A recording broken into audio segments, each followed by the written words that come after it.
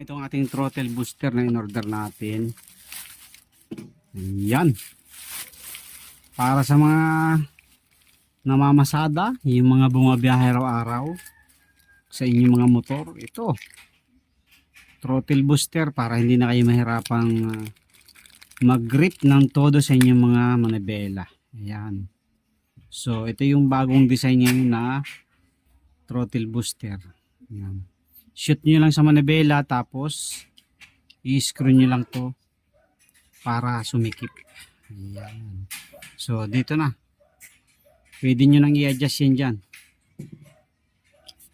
Okay, ano pang hinihintay nyo? Check out nyo na yan para meron na kayong bagong throttle booster sa inyong mga motor. Okay?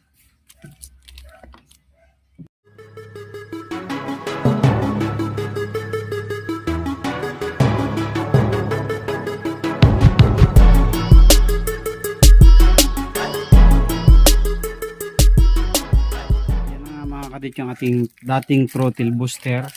So try nating palitan na itong ating bagong bili na throttle booster. So ito kasi isang ganun nyo lang, tanggal na agad yan. So nilagyan ko pa yan ng dikit. Ayan, para hindi matanggal kasi natatanggal pa rin. So tanggalin na natin.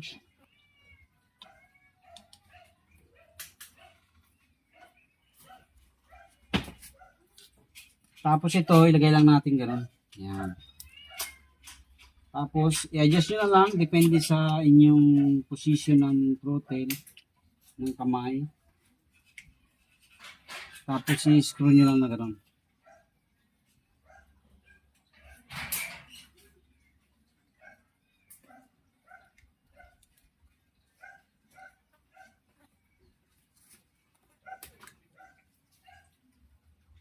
Yan, haba kasi humihigpit, yung tornilyo ay pumapasok siya dito.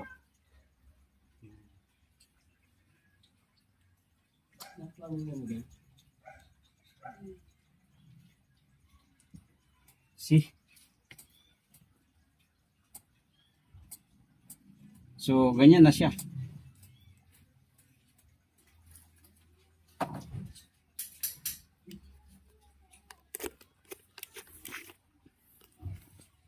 So ito na yung ating throttle booster. So pinalitan natin to. Yan, bigyan na lang natin siya, kumpare natin to. So yan na yung ating bagong throttle booster. Medyo pangit na yung handle ko kasi luma na yan. Dito hindi na natin kailangan mag-adjust pa. Okay? Check out na. Mga katuwit, na install na natin yung ating bagong throttle booster na na-order natin online. So napakaganda. Hindi na yan basta-basta malalaglag, hindi na rin basta-basta malilikot ng mga bata at matatanggal agad-agad. Yan. So, shoot nyo lang dyan tapos i-screw nyo lang to. Habang ini-screw nyo to, humihigpit yung kanyang strap. So, ayan o. Ganda o. Okay. So, check out nyo na yan.